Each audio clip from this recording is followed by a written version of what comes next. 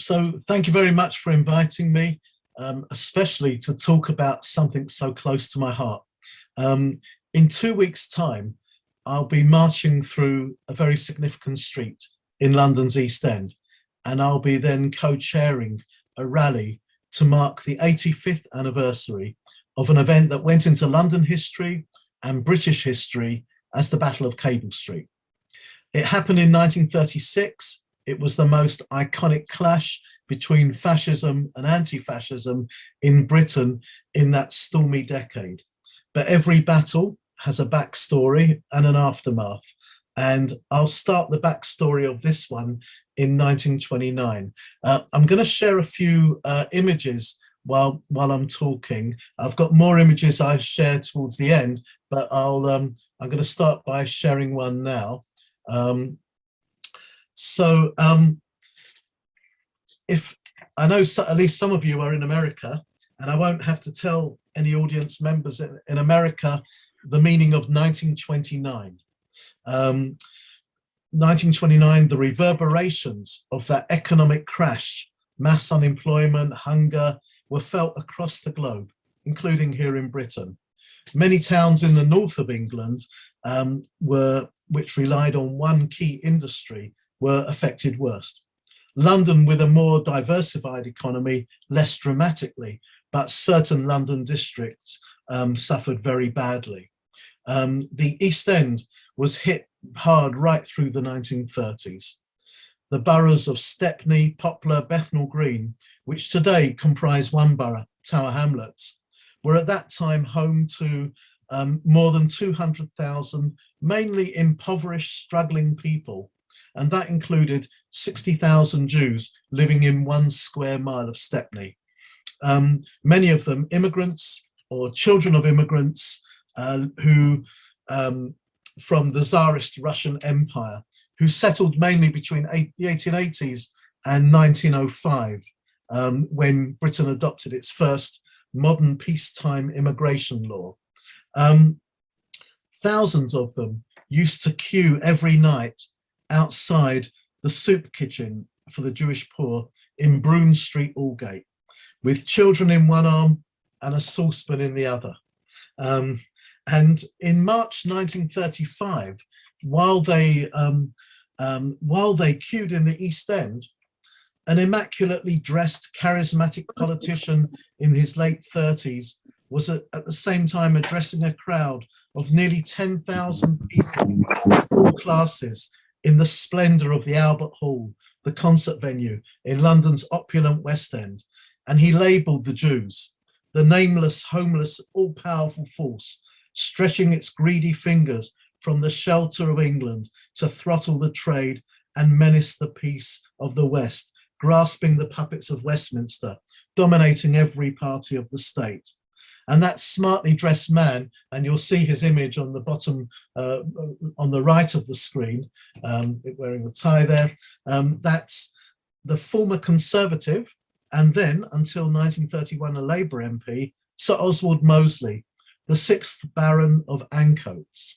And just on the images there, you'll see children, that's from the 1930s, barefoot on the streets, people queuing up at a Labour exchange, the Jarrow marchers about unemployment, a kind of workshop of the kind that was typical of the East End, and Mosley there with above him the other people who came to power in the 20s and 30s that he was kind of modelling himself on.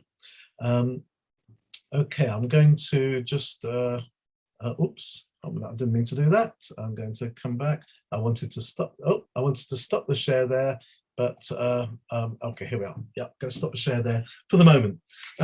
So Mosley, he denounced what he called the tired old gang politicians in early 1931, and he broke free from the mainstream and created an entity called the New Party, which married left of centre Keynesian economic policies with hard right nationalism, paranoid anti-communism, and a disdain for democracy.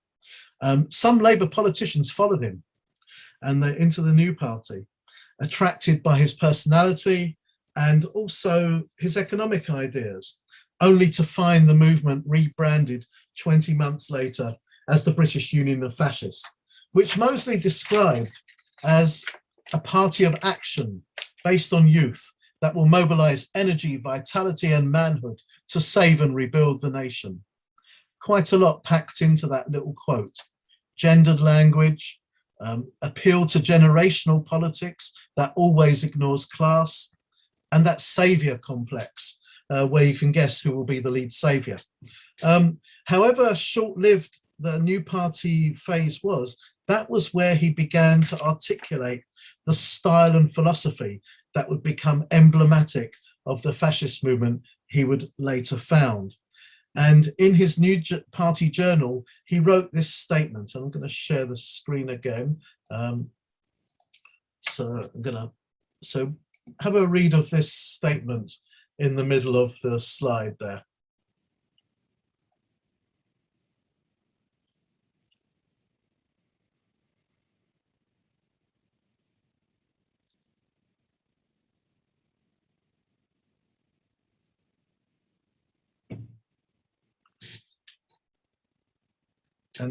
And you'll see that I've picked out certain words in red that sort of really seem to emphasize the kind of the style of rhetoric that he uses.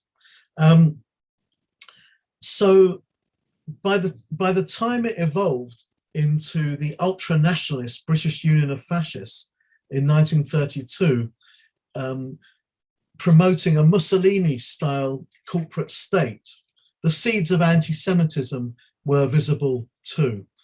All the pictures on the left on this are from the new party phase. All the pictures on the right are from the British Union of Fascist phase, and I'll say a bit more about them soon. So I want to say something about the first public meeting that the British Union of Fascists did. It was a small gathering of 50 people, ironically actually in the same hall where the Labour Party was founded in Farringdon.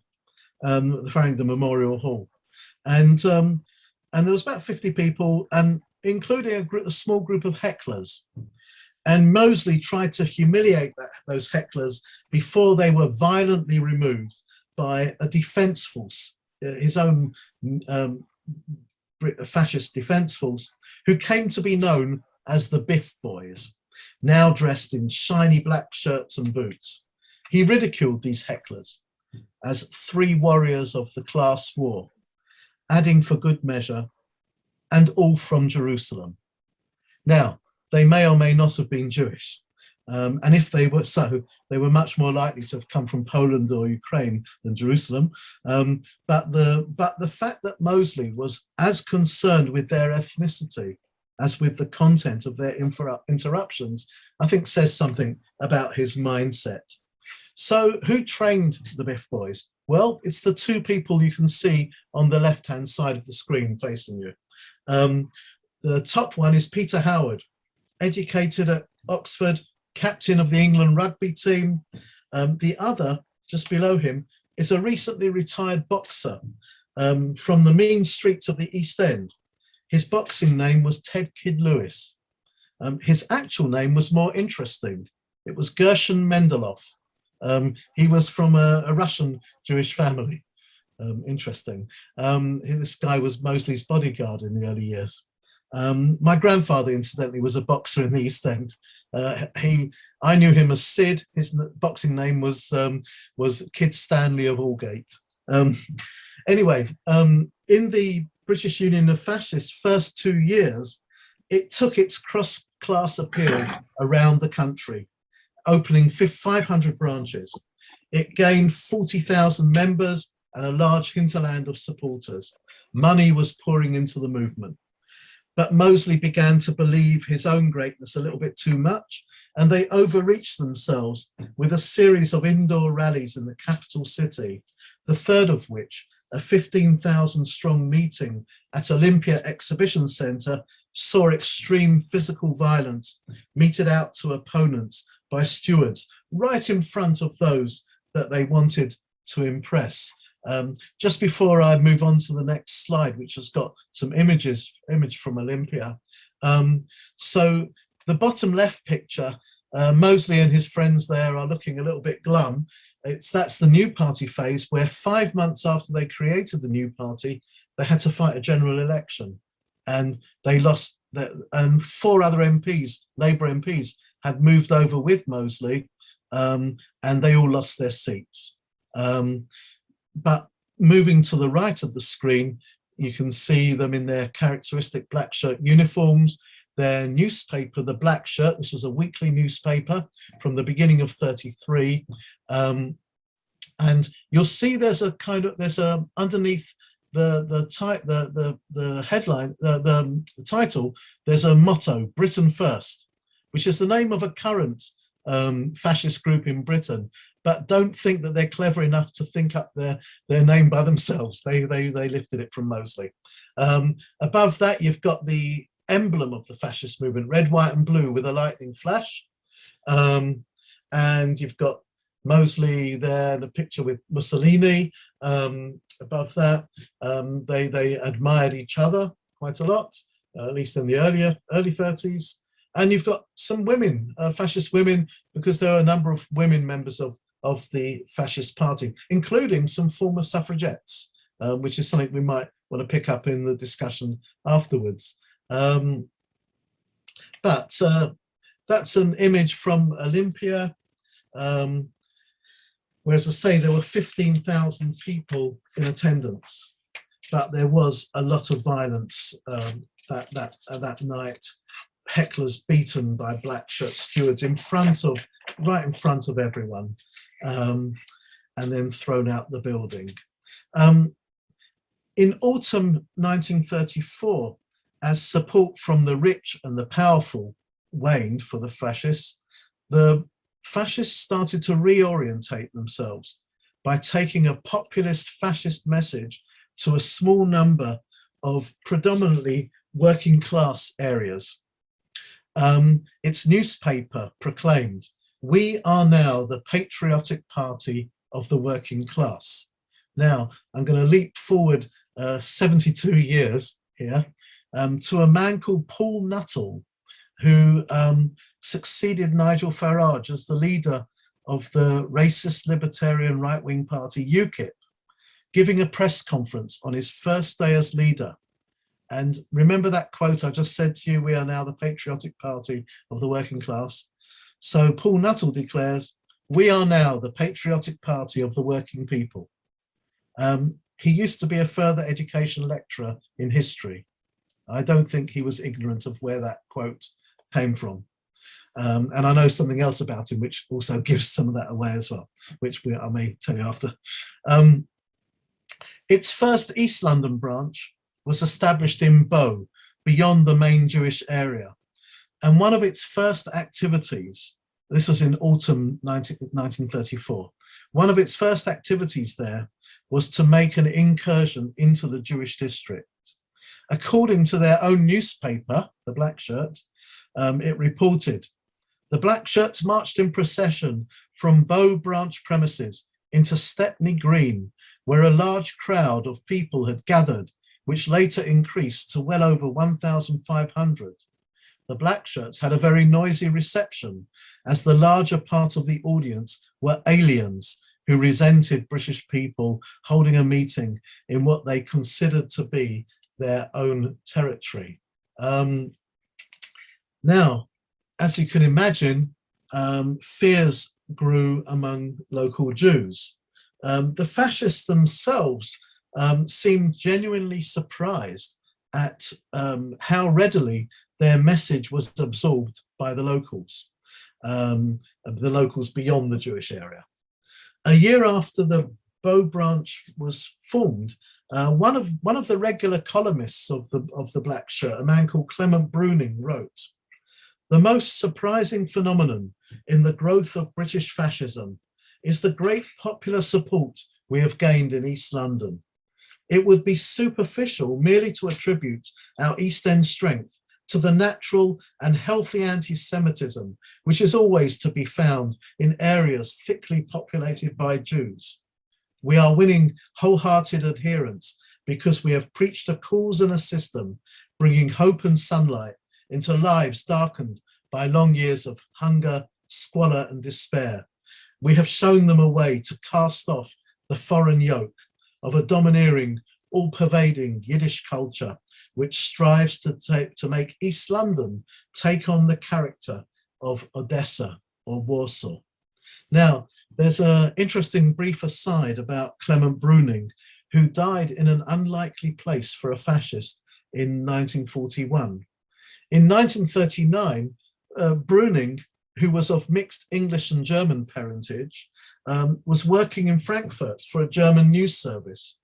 After war was declared, he was interned in a castle there with 100 other British detainees, and they were inspected by a visiting Gestapo officer. The officer asked Bruning, "Are you Jewish?" in a provocative manner. Bruning said no, and afterwards wrote to the Foreign Office in London for proof of his Aryan ancestry. His father was German, but under Nazi law, he was considered a German citizen living abroad and was then conscripted to join the German army. But his national loyalty was to Britain. His political loyalty was to fascism, but his national loyalty was to Britain. He refused to fight for Germany against Britain. He was treated as a conscientious objector and was sent to a concentration camp in Poland, where he died in 1941 from TB. It's a strange story, really. Back to the East End. There was a very respected local churchman, Father Grosser, in the East End, a Labour supporter and close friend of George Lansbury. And Grosser had written in 1932 about the terrible housing problems and the effects of unemployment in a letter inviting people to a local conference in the East End on these issues. And in that letter, he noted the frustration of personality, the loss of proper self-respect, the creation of an embittered and hopeless section of the community as a result of unemployment. And if you think about that, these were the key characteristics that actually made them ripe for recruitment by fascists, the people who promise to restore their dignity, empower them with a renewed sense of identity and purpose. The fascists also tried to exploit the ethnic divide locally. There were two big minorities in the East End, the Jews and the Irish. And so the fascists tried to exploit that divide between those two impoverished groups. The legendary Labour figure of more recent times, Tony Benn, identified the ingredients for social change as hope and anger. In the 1930s, it was the fascists, far more than the Labour Party, who offered that cocktail to struggling communities. But what would this mean for the Jews of Britain? A community of around 300,000 people, nearly 2/3 of them were in London, and 60% of those in London were in a stretch of solidly working class communities in East London, between Aldgate on the edge of the city to Upton Park at West Ham, my spiritual home football-wise, since about 1966. In 1932, Mosley said, Jews who were loyal citizens of Britain had nothing to fear from fascism. And indeed, some Jewish people joined the fascists. By 1933, his party spoke of good Jews and bad Jews. And after a while, mainly those they thought of as bad. By the end of 33, they had a headline in the Black Shirt.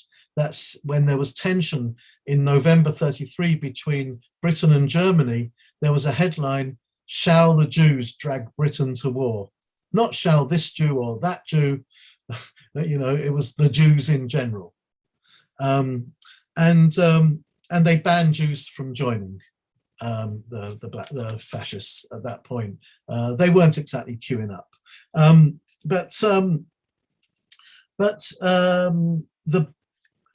The brutal violence towards hecklers at his Olympia rally in June 34 diverted headlines away from the content of his speech. And if you look in the mainstream newspapers for what Mosley actually said at the Olympia rally, you won't find it. It's all about the public disorder at the event. But if you go to the Black Shirt, they're quite proud to print extracts from his speech. And he talked about, he castigated his opponents. He says, the socialists who drew their inspiration from the German Jew Karl Marx, the conservatives inspired by the Italian Jew Benjamin Disraeli, and the liberals admiring that typical John Bull Sir Herbert Samuel, a Jewish name. So in this way, he characterized each of the mainstream political parties as parties run by the Jews for the Jews. In 1935, he lambasted Yiddish international finance as the all-powerful force that fascism alone dares to challenge. And that quote about Yiddish international finance, for me, it always brings to mind the elderly Jewish comedian Arnold Brown, who's in his mid-80s now, born into a working-class Jewish Glasgow family, who described his school days and other kids telling him that all Jews are rich. He says, I went home and started lifting up the floorboards. And at his gig also, he used to tell off his audience the first time they enthusiastically clapped one of his jokes. He would quip, don't clap too loudly, that's how fascism began. And but in 1935, if you had a one-to-one with Mosley and you said, are you an anti-Semite? He would cynically deny it. He would tell you that an anti-Semite dislikes Jews because of who they are, whereas he dislikes Jews because of what they do. And he would then reel off a number of social ills: racketeering landlords, cutthroat businessmen, criminals, people running prostitution rackets, etc., etc. And he would attach a Jewish name to each of these social ills. By early 1936, though, the mask had slipped completely. Mosley changed the name of his party by adding some words. It became the British Union of Fascists and National Socialists. And this marked for him an ideological shift from Mussolini-style fascism to Hitler-style fascism. And in the weeks and months that followed, his soapbox speakers at packed street corner meetings voiced a much more Hitlerite and zoological form of anti-Semitism. They would still go on about the Jews taking your jobs, taking your homes, and doing this and that. But there was much more of who the Jews were, referring to Jews as rats and vermin from the gutters of Whitechapel, a pestilence, a cancer that has to be cut out completely from the British body. And Mosley's fellow ideologue, William Joyce, who in many ways, while Mosley was still very obsessed with Mussolini in the early 30s, Joyce was already very much a big fan of Hitler. Joyce described Jews at an indoor meeting in 36 as simians with prehensile toes, an incredible species of subhumanity. In 1936, half of the fascist national membership were concentrated in 4 East End branches in a horseshoe around the Jewish East End. Their street corner speakers were supported at first by black shirts arriving in armoured vans from other parts of London, and they won enthusiastic support for their tirades against the Jews. But Mosley and the fascist movement were increasing their efforts to recruit support from Irish Catholics in the East End, claiming that Irish people had bad housing and the worst jobs because the Jews had good housing and the better jobs. I mean, the truth was both populations were very impoverished. But they succeeded in recruiting many local Irish street corner speakers who enthusiastically parroted the more Hitlerite, more genocidal anti-Semitic tropes. And the bigger such meetings grew, the more the fascists had a street army who would dish out daily violence towards Jewish people, picking especially on the young and the elderly. If you read the Jewish Chronicle today, newspaper today, and it's not something I especially recommend, they seem to see anti-Semitism everywhere. In the early 30s, the Jewish Chronicle saw anti-Semitism in Germany, Poland, Romania, but they couldn't or wouldn't see it where it was growing and spreading virulently 2 or 3 miles away in the East End. The West End-based Jewish establishment talked of, and these are quotes, isolated and unique events, that they had, quotes, no desire to exaggerate, the pathetic efforts of, quotes, amateur Nazis made in Germany, and they declared that race hatred is a weed which fortunately it is difficult to plant in British soil. Mosley, they said, was an irritant, an ambitious politician using un-British weapons. The self-proclaimed political leaders of the Jewish community, the Board of Deputies, completely shared the Jewish Chronicle's complacent attitude. And this reflected class aspirations. The Jewish establishment, based much more within middle-class Jewish communities, were fighting different battles. They were hammering at the glass ceilings to become fully absorbed into British middle-class life. They could not afford to believe that British society was anything other than a meritocracy. I'm going to share the screen here.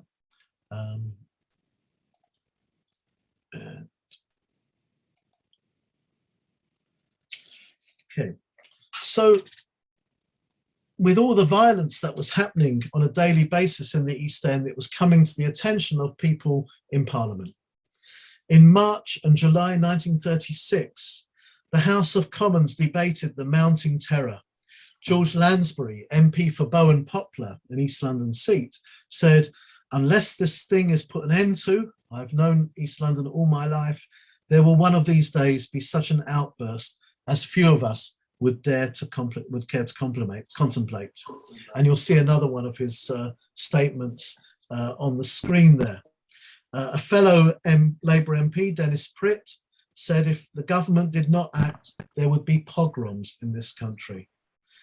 And to those who cautioned Jews to stay away, simply stay away from their victimizers, the Communist Party MP, Willie Gallagher, asked, how can they stay away from the chalking of offensive remarks on the pavement and walls of houses, the placards stuck on doors, people who go into shops and intimidate Jewish shopkeepers?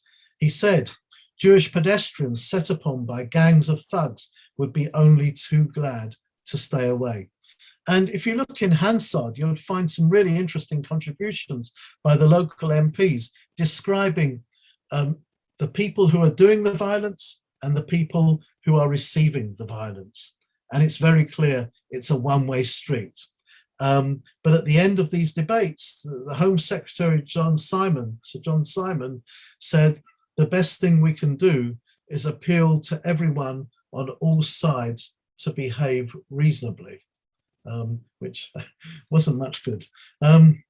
Anyway, young Jewish people were getting angry and organized and were disinclined to take notice of well-heeled philanthropists who established and led the Jewish youth clubs in the East End as a barely concealed civilizing mission among the East End Jews. They had told young Jews the best way to deal with anti-Semitism was be impeccable and blameless to the outside world. Lady Rose Henriquez, who led a Jewish girls' club in the East End, she did notice the zeitgeist. Attendance was waning at her girls' youth club in autumn 1936, and she wrote to parents warning them that their children might be involved in communist and anti-fascist activity. And she said, I would strongly advise you to satisfy yourself as to where she is spending those evenings when she is not in this club. Through the summer of 1936, the reign of terror continued. and the Jewish Chronicle began to acknowledge something of the reality. They embedded a special correspondent in the East End. This is like 2 or 3 miles away. It's a bit like they've embedded somebody in Afghanistan, you know. And it said, and he was much more on the ball.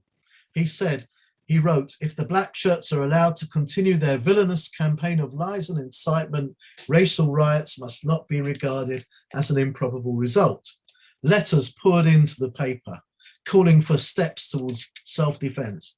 Action must be taken. How many of our leaders have ever been to a black shirt meeting? The most decisive act of our leaders has been the resolve to do nothing. If the so-called leaders of Jewry do not take the lead, there are Jewish men and women who will. And I'm going to share the screen again here. So who did take the lead? Well, it was Jewish trade unionists, tailors, cabinet makers, boot and shoe makers, bakers. They took the initiative.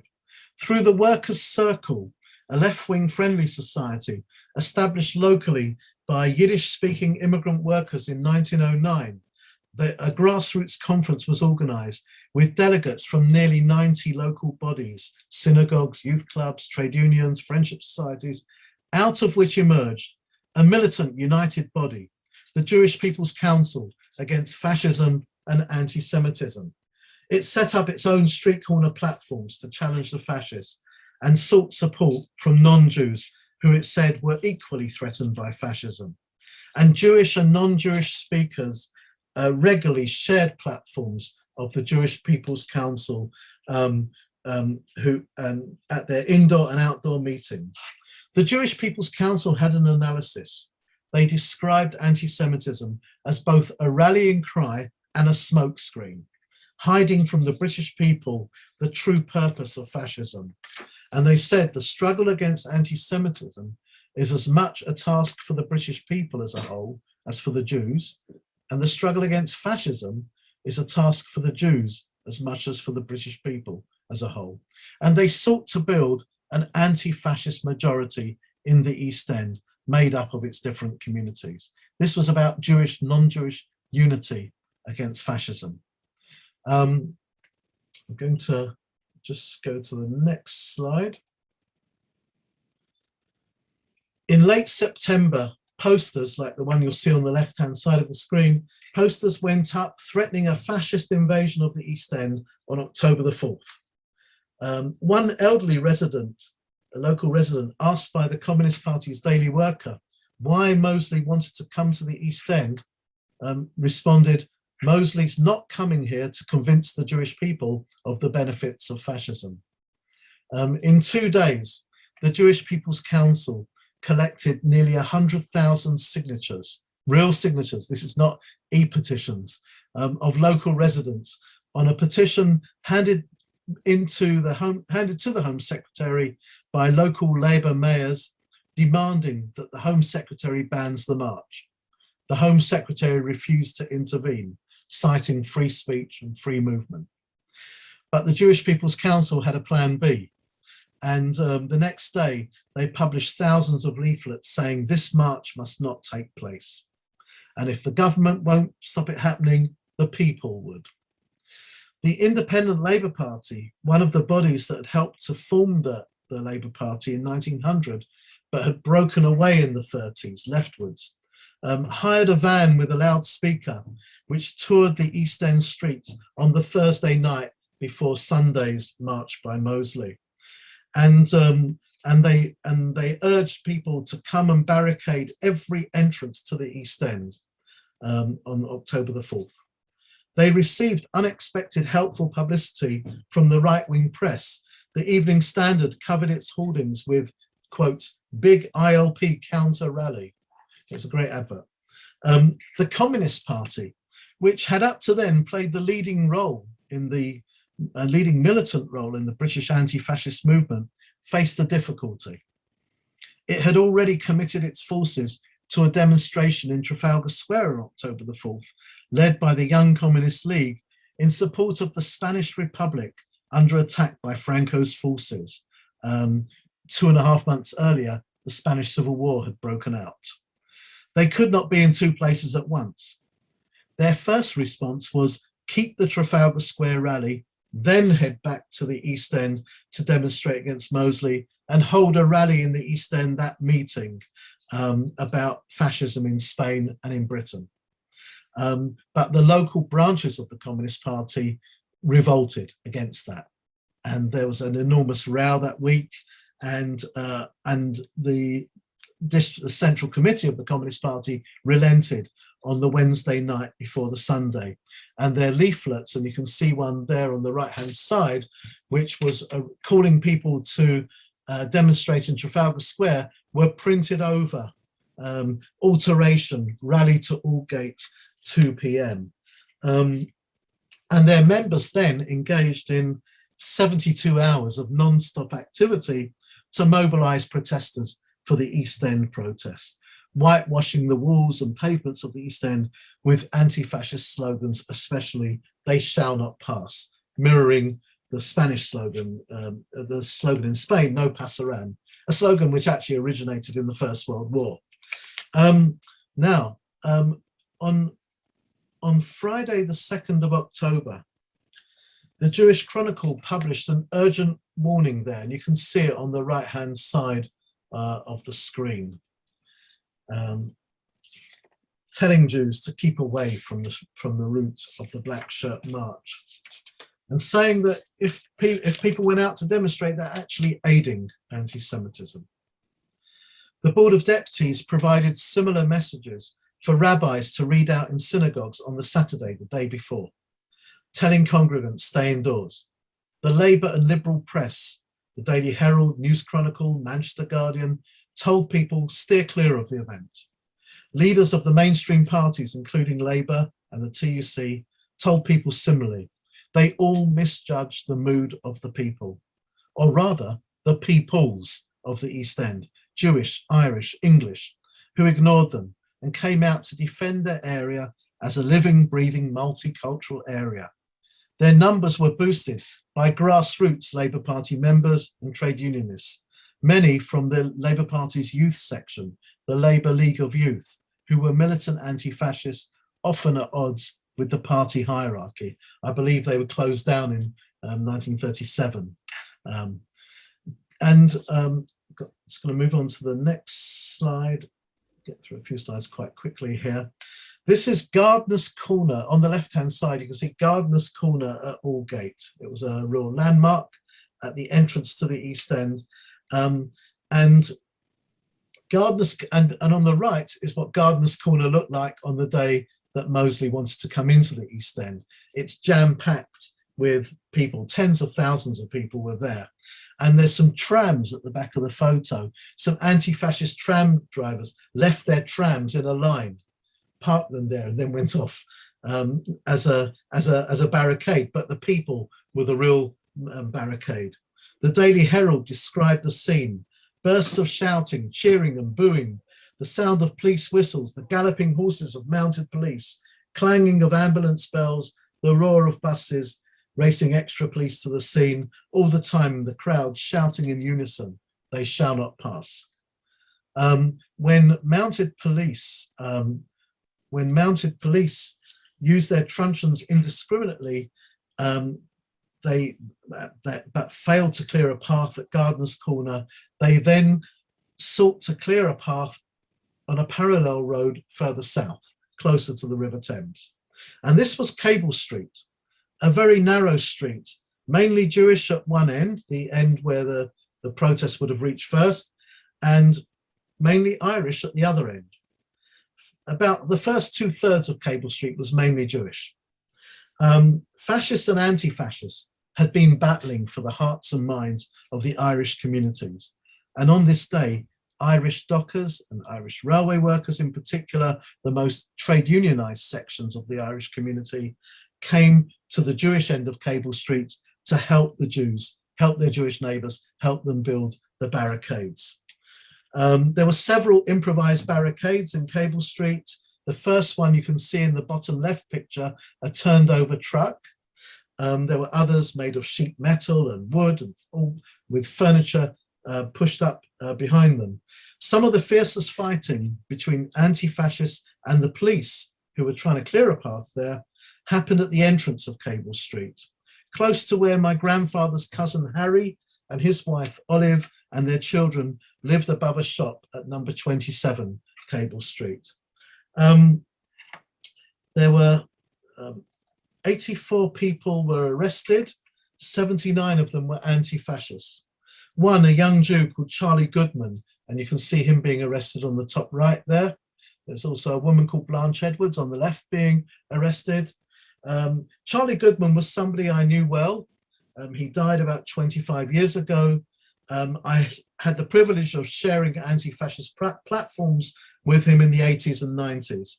He spent 3 months in prison for his efforts on the day of the Battle of Cable Street. After his release, within weeks, he joined other courageous EastEnders who went to Spain as part of the International Brigade to fight against Franco's fascists. He wrote out a list for me of the EastEnders who died in Spain. He put at the bottom 150 EastEnders. That was what he knew then. We now know there were probably more than 200 who went from the East End, but there's names of 36 who never came back. Almost half those who didn't come back were Jewish. We can probably assume that roughly half the EastEnders that went were Jewish. Mosley's 3,000 to 4,000 black shirts all this time are waiting in Royal Mint Street in the city for the signal from the police to say, we've cleared a path for you. And there, well, they were getting bored, but they started chanting. They chanted the Yids, we've got to get rid of the Yids, and M-O-S-L-E-Y, Mosley. The nearest protesters responded, so do we, dead or alive. We want Mosley. Eventually, I'm just going to come out the share now for the final few comments. Eventually, the police commissioner, Sir Philip Game, advised Mosley to abandon his march and head his troops home in the opposite direction. Mosley accused the government of surrendering to Red Terror and Jewish corruption, but then complied. He didn't want to be arrested. He was due in Berlin 2 days later to get married to Lady Diana Mitford in a small ceremony in Goebbels' house, the home of the Nazi propaganda minister, with Hitler as one of the small number of invited guests. Scotland Yard issued a statement explaining the day's events and why hundreds of thousands took to the streets. Was it rent-a-mob? Was it paid agitators? No, it was the weather. And they said, owing to it being one of the finest days of the year, many people were attracted to it, including a large number of women and children. Phil Paratin, a local Jewish communist and linchpin of the anti-fascist movement, who later became a communist councillor there and was the last communist MP elected in 1945 for that area. He says, in Stepney, nothing changed physically. The poor houses, the mean streets, the ill-conditioned workshops were the same, but the people were changed. Their heads held higher, their shoulders squarer. The stories they told, each one was a hero. Many of them were. The terror lost its meaning. The people knew fascism could be defeated if they organized themselves to do so. The victory at Cable Street gave enormous confidence to the anti-fascists and demoralized Mosley's movement. Mosley told his troops they were invincible. The streets belonged to them. And that day they learned how mistaken they were. But the final defeat of fascism in the East End would take more than one demonstration. And that victory was cemented by the patient work done on the housing estates, on the borders of the Jewish and non-Jewish parts of the East End, through a body called the Stepney Tenants Defence League, formed mainly by Communist Party and some Labour Party activists. I'll just go back to the screen share for a moment.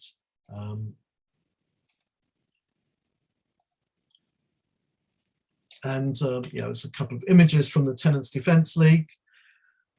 It brought together the very communities, Jewish and Irish, that Mosley tried to divide against each other in a common struggle against their common enemy, slum landlords. Between 1937 and 39, that joint activism by Jewish and non-Jewish residents of the same estates that saw more than 20 rent strikes take place. And the fascists and their attempts to stir up hate against the Jews were increasingly marginalized. There's no doubt that ordinary grassroots Labour members played a crucial role in fighting fascism, but they didn't get that lead from the top. Invitations by the Communist Party and Independent Labour Party to form a united anti-fascist front were rejected by the Labour Party, as were later ones for a popular front. Labour's National Joint Council, the party, the PLP, the TUC, repudiated the tactic of disrupting fascist meetings or marches or confronting them. Labour told its rank and file to refrain from agitating against Mosley's party, arguing that public clashes would merely advertise the fascists and their cause. But many grassroots Labour members, Jewish and non-Jewish, ignored this advice. Okay, my final slide here. Halfway down Cable Street, there's a municipal building, which was once a local town hall. Along its side wall, there is an incredible mural, and this is just a section of the mural, but a very dramatic section. That mural was unveiled in 1983. It's become a place of pilgrimage for anti-fascists. In 2016, I was the overall convener of Cable Street 80, a commemoration involving a march and 2 rallies. We started off in a green space near Aldgate, not far from Gardener's Corner, which was now named Altab Ali Park, remembering a 24-year-old Bengali clothing worker murdered nearby in a racist attack in 1978. And that's where our first rally was. Then we marched to the Cable Street mural and held the final rally in the green space behind the building that the mural is on. And we heard speakers from Jewish, Bengali and Irish groups, from trade union activists, local Labour politicians, anti-racist and anti-fascist bodies, finishing with a very rousing speech from the then leader of the Labour Party and my MP, Jeremy Corbyn. Our commemoration this year in COVID times will be on a smaller scale. A shorter march along Cable Street and a rally. Sadly, this will be the first commemoration in which the voices of the veterans from the day will be absent. But we will be hearing from close relatives of theirs who continue in that tradition of resistance to fascism and all racism.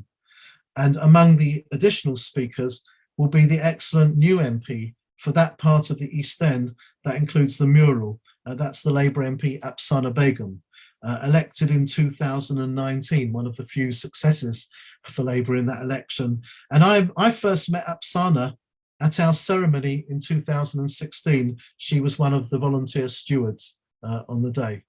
And so I've stayed in touch with her. Anyway, I'm going to come out of the screen share. Sorry if I've maybe taken slightly too long. Yeah, hope I'm back with you now together. So I think that's what I've got to say. I hope you'll have some questions you'll want to ask. Yeah.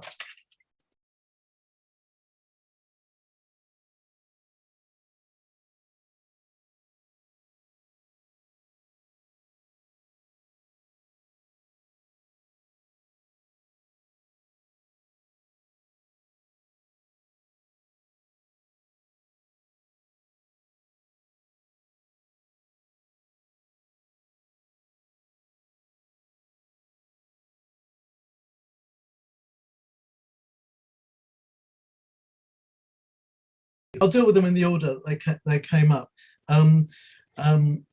Yeah, so Katie asked particularly about the Chinese population. Essentially, the Chinese population, which was very concentrated around Limehouse, it was never that big, but it was a few hundred people at its height, and its height was the 1920s, after which that community became, well, it sort of diminished in numbers in the area, and people started to move towards other parts of London and the West End, and Chinatown as was being established in the West End. And it's an interesting thing, because you had, as well as as I said, the Irish and the Jewish as the main minority groups, you had Chinese, you had Somalis, you had Bengalis from West Bengal and East Bengal, you had Italians, you had Portuguese, you had a whole number of small communities of the East End, but they kept very much to particular locations and estates, and sometimes, well, to some extent, linguistically divided from each other. So it wasn't quite a melting pot. I haven't come across in any of the research I've done anything talking about Chinese involvement in Cable Street or the anti-fascist struggle. It doesn't mean that it didn't happen, but it's not something that I've come across. The people you mentioned, B.T. Orwell, who is still alive and was there at Cable Street, she's 104. She is hoping to be there in person, but although it's looking unlikely. But her daughter June, she's got two daughters, and one of her daughters, June, will be speaking at the rally we hold this year. And Frank Whipple, who you mentioned, his son was living, I don't know if he's still living, above in the same block of flats as my mum, out in Barkingside, in Essex, and Max Levitas I knew very well, and Max Levitas's niece Ruth Levitas will be speaking at our rally. Anne's question about the Irish Jewish unity. Yes, there'd been a significant history of cooperation between the tailors and the dockers. In 1889, when the dockers had their great strike, the immigrant Jewish workers were also on strike. And there were 7,500 tailors, Jewish immigrant tailors, on strike, closed about 150 workshops. But their employers, who were other Jews, were refusing to meet their demands for a 12-hour day instead of a 14 to 18-hour day. They had a union and they went on strike, but 4 weeks into that strike, their union fund, strike fund, was down to almost nothing. Their last throw of the dice was a delegation that went to the Dock Strike Committee, mainly run by Irish Catholics, and they got the biggest donation they got from anyone was from the dockers in that strike. And they could go back to their employers and say, we can keep the strike going. And within a week of that donation from the dockers, they were coming to the negotiation table and meeting the demands of the tailors. In 1912, both groups, tailors and dockers, were out on strike again. And in that year, the tailor strike was settled early on, but the dockers strike went on and on and on. And eventually the dockers lost. They were starved back to work. But in the last weeks of that strike, the Jewish tailors and Jewish workers were very aware of how much the suffering was going on by the people on strike, and they had a committee that was finding homes for dockers' children to stay in during that period, so that they could be fed and looked after in those homes, and the parents wouldn't have to worry about food for their kids. And there were more than 300 dockers' children who were looked after in Jewish homes, which were often crowded with like 6 people in one room already, and that wasn't forgotten. You know, those links were there, but you know, it was the most unionized sections, as I say, of the Irish community that had that solid unity with the Jews. But Mosley had made inroads into the less unionized sectors. Bermondsey. A year after Cable Street, Mosley wanted to try marching into the East End again, and this time the Home Secretary refused. And actually, he tried to march in Bermondsey.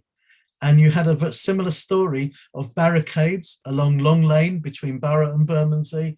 It was a smaller event with maybe 15,000 people on the streets. I mean, at Cable Street there was more than 100,000. Yeah, but interestingly, and the fascists did march in Bermondsey, but they were forced to march round the outskirts, not along the route they wanted to. And the place where they wanted to have their rally at the end was taken over by the anti-fascists. But there were far more custodial sentences arising out of the Bermondsey March. It was a much stronger response from the state. Although one of the magistrates who was dealing with a lot of the cases, he did have a sense of humour, because he pointed to one of the defendants who admitted he was from Whitechapel, and the magistrate was saying, well, what were you doing in Bermondsey? And he says, well, he tries to explain. He says, I was going for a stroll. He says, there's been a very large number of cases of Whitechapel Jews going for a stroll in Bermondsey this afternoon.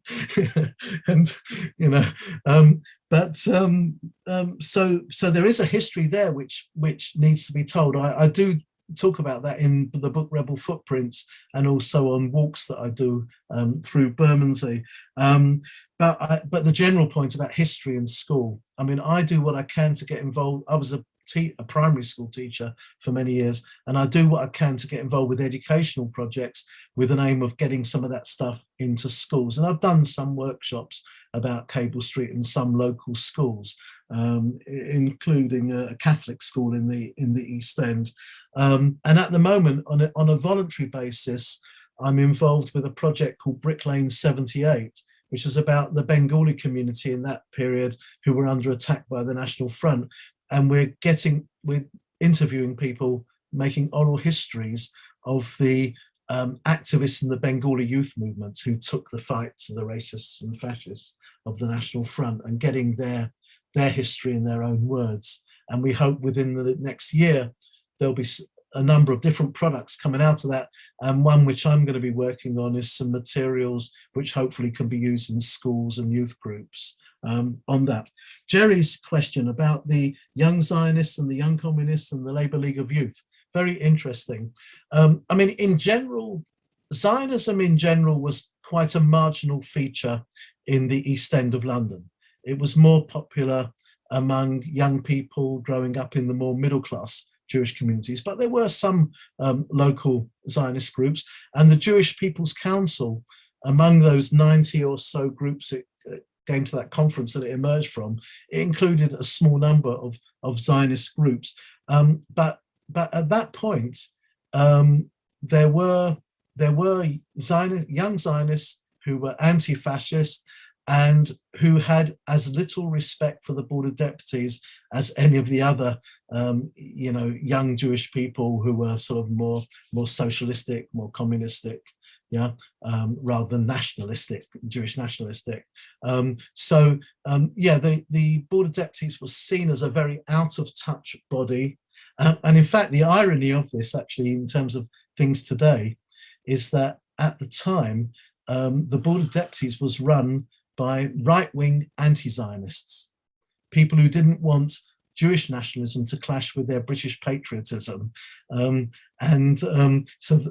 with the Board of Deputies, Zionism has been a variable, being complacent and very middle-class oriented and quite conservative. That's been the constant in that situation. On the day, I mean, I hadn't heard about the Young Zionists meeting with the Young Communist League and the Labour League of Youth, but I have been told by people who were involved in those organisations that there were young Labour branches that made twinning arrangements with Communist Party branches to meet up on the day and stay together during the demonstration.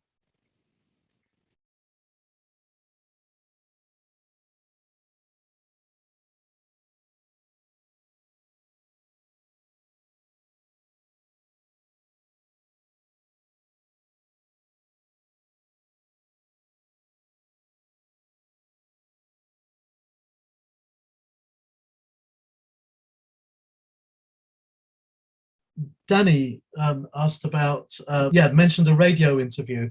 From what he was describing, I believe that was a person called Jackie Shaw who was talking about, who was known as Jackie Shookman in the 30s. And I mentioned a guy called Charlie Goodman.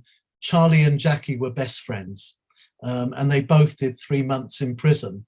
When Charlie was arrested,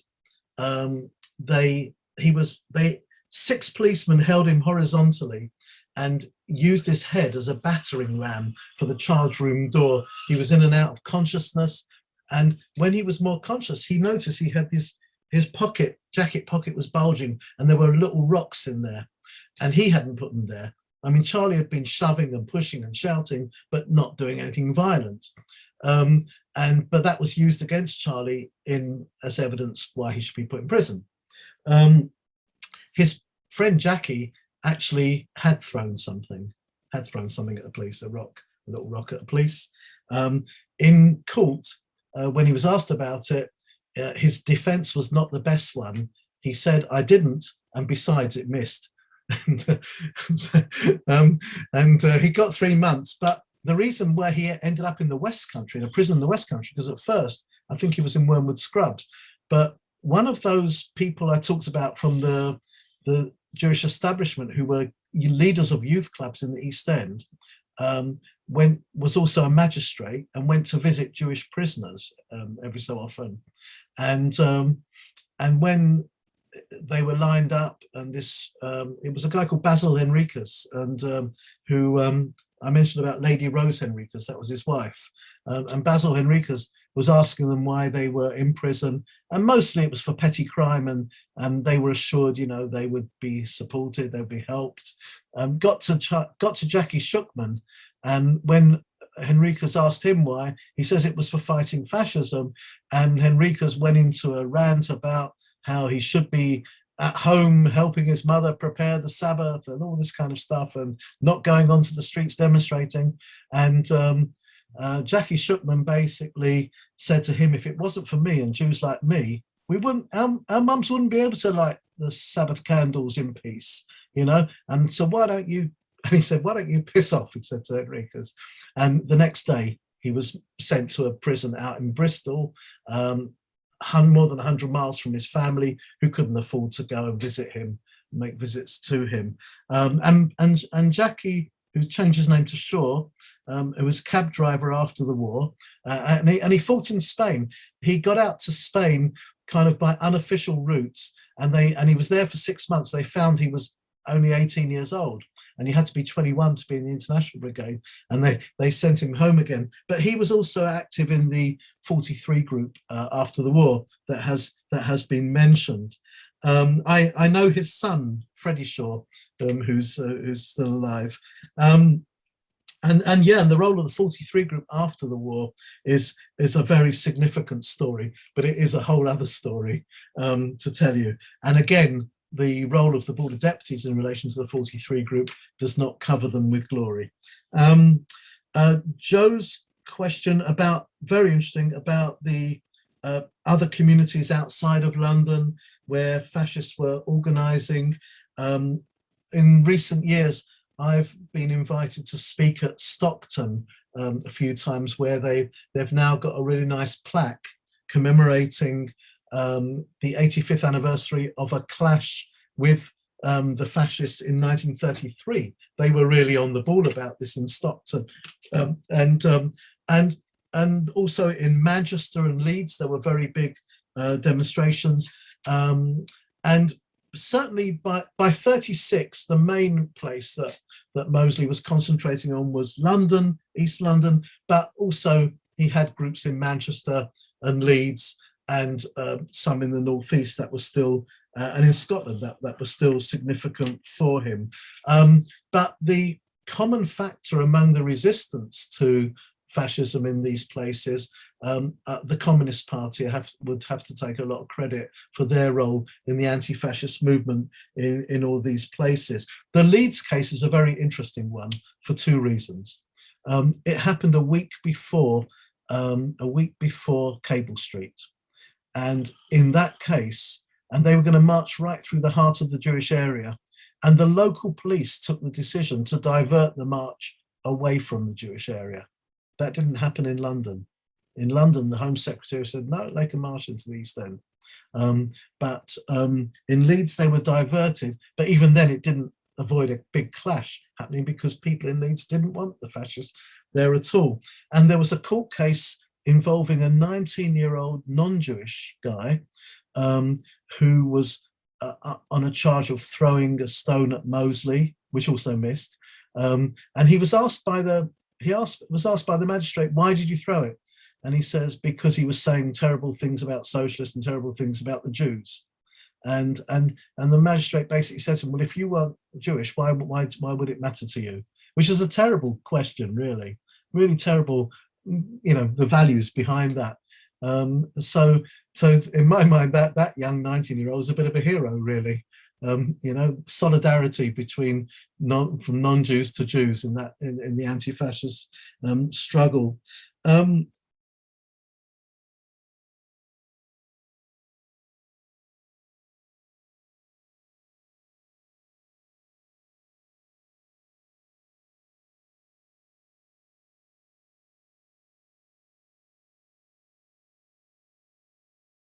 The Dan's question about about the ILP, mentioned about the ILP, and that's very interesting. I mean, the ILP is an interesting organisation.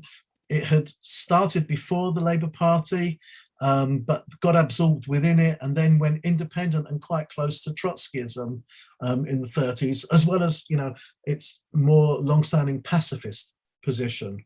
And it's interesting, in the anti-fascist fight, the ILP and the Communist Party worked well together. But had it all happened a few years on, I mean, like in Spain, they weren't they weren't getting on well. They were supporting different parts of the anti-Franco actions, and there was a no love lost between the CP and the ILP. And if you can think of the gulf between Stalin and Trotsky, well, that was there was a gulf. But actually, in the early 30s and 36, the anti-fascist actions of that period, the ILP and the Communist Party were working very cooperatively together. The other thing I often tell people about the ILP, but it's a bit of a secret, about oh God, what's his name now? The Bradford, the Conservative. He was a Conservative MP for Bradford. His name's gone out my mind right at this moment. But his great grandfather was one of the founders of the ILP in Bradford. He was a minister of communities some years ago, but his great grandfather was one of the founders of the ILP in Bradford, and yet a few generations down, Eric Pickles. That's it. Thank you, Eric, in the chat there. Eric Pickles. And how do you go from a founder of the ILP through to a Conservative minister? Well, I don't like to say too much about this because it can stop people believing in evolution. Anyway. Anne's comments about the Board of Deputies and also about women and the suffragettes. Yeah, I mean, obviously the whole subject of the Board of Deputies in the Corbyn years is a very big one. And as I say, I'm a member of Islington North CLP. Jeremy Corbyn is my MP, and he's somebody I've known for 30 years and see him as an absolutely reliable ally against any anti-Semitism, any form of racism. And I do think the whole campaign against him, which was a number of overlapping interests that were involved in that, I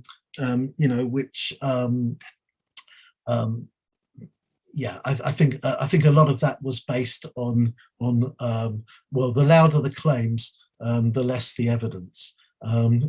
That's I suppose that's all I'd say about it.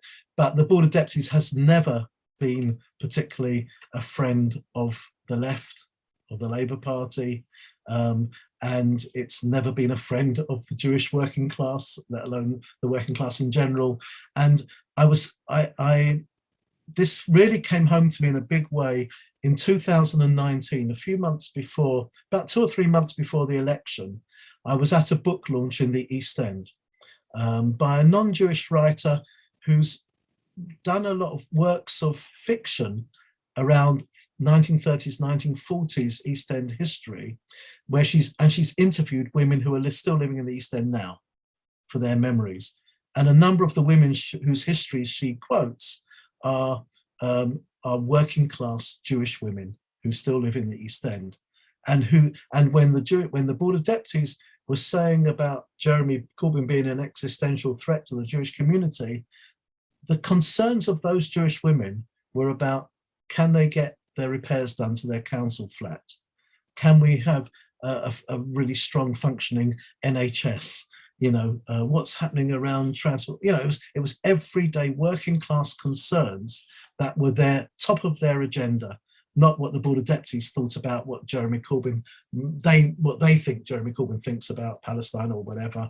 And it just made me feel that the Board of Deputies had no concern at all for very ordinary Jewish people at that time who really needed a Labour government and certainly didn't need a Boris Johnson government. Women and the suffragettes. I mean, Mosley was very proud of the involvement of women in his party. It was one of the issues on which he felt unhappy with Hitler. He said in Nazi Germany, women in Nazi Germany, for Hitler, they have two main purposes, which was to reproduce for the fatherland and to be in the kitchen. It was the kitchen, and it was reproducing Aryan children, but Mosley was very proud that he had women involved at all levels of the party, from ideologues who would give talks and write things for the newspaper and journals of the fascists, down to the people who were stuffing envelopes. His own personal behaviour towards women was not very good. A string of affairs, etc. But he believed in women's political equality and had been a supporter of the suffragettes in his early life as well. Why suffragettes joined the BUF is interesting, because there have been some interviews of those that did many years afterwards, and some stayed in it for a while, some stayed in it for a long while. One of the women who was in it was Mary Richardson, who shortly before the First World War had slashed a painting in the National Gallery.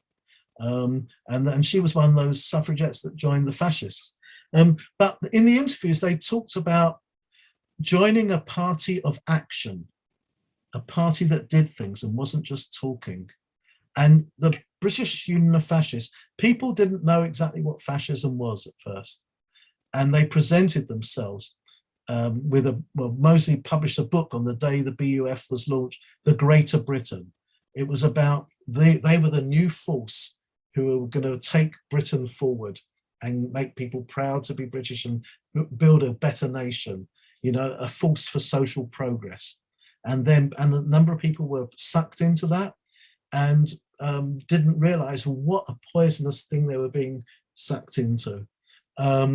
But I think it was very much that sort of thing about action rather than words. That was a value that was really important to suffragettes, that also made them interested in this party promising action rather than words. But it does seem to be strange, because the suffragettes were about equality and the fascists ultimately about complete inequality.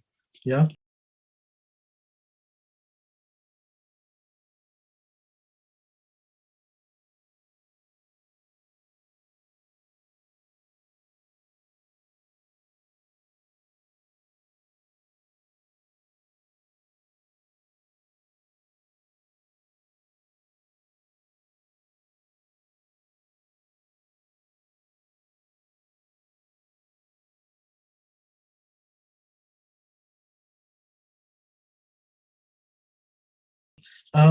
Colin's questions, a number there, but I would just mention a couple of things. I've mentioned about the ILP, and also he said about them also being in Spain. Yeah, but they were supporting a different group in Spain, the POUM, P-O-U-M, as opposed to the international brigades who the Communist Party were supporting. Vienna, I think the issue there is very much to do with the left being smashed very early on in Vienna, which made it hard to maintain the anti-fascist resistance. Sydney Street is a whole other thing from 1910, end of 1910, 1911. It's about the actions of immigrant anarchists in the East End. But the whole business around it contributed to the British state being very suspicious and negative about the immigrants in the East End and seeing them as a force of harboring dangerous revolutionaries, etc. But he finished on the point of social cleansing, about housing. And that is a really important thing in the East End today. That in the 1970s and 80s, the Bengali community were getting it in the neck from the National Front, and you could see the direct parallels with the Jews under Mosley in the 1930s. But the Bengali youth movements played a really big part in pushing the fascists out of there. And in fact, in the late 70s, the National Front had branches in lots of inner London areas. And they've been pushed to the edges of London as well. But it's the working class who have been pushed to the edges of London now, and particularly impoverished migrant groups more and more have been pushed out. And right now there is a campaigning group in East London called Nijor Manush. It's Bengali for we the people own it. And it's a campaign against gentrification. It's a campaign, they're about to, on the Truman's Brewery site in Brick Lane, a very key historical place, they've just given planning permission for the high street shops and a big sort of shopping centre development, which is really going to impact negatively on the local Bengali community. So the local Bengali community now, its problems are less from having to run the gauntlet of racists in the area. It's more to do with what gentrification is doing to that community. So that raises, I think, a very, very important point. I think I've tried to cover quite a lot of the points. Hope I've been able to do that. But I think I'll probably leave it there.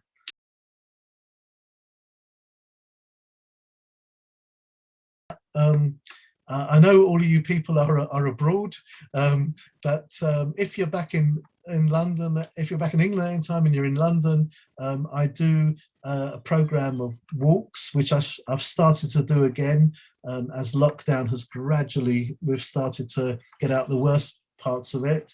But I'm doing them at half capacity, like for 15 people instead of 30. But I started again in June. And so you'll find all the details on my website, eastendwalks.com, for my walks. And also there's links there to my books. And the other thing, just to reiterate that on Sunday, October the 3rd, is going to be the 85th anniversary of the Battle of Cable Street. It will be an in real life event. Unfortunately, I know there are some people coming to film it, so there may be some film clips that I'll be able to share at some point. But if any of you are visiting at all at that time, we're meeting at 1 o'clock at the junction of Cable Street with Lemon Street and Dock Street. That was the Jewish end of Cable Street, and we're marching through the bit of Cable Street where the barricades were, and then we're going to have the rally. We're still working on that, but it's somewhere at or near the Mural. Yeah, and I'll be co-chairing that with a Bengali activist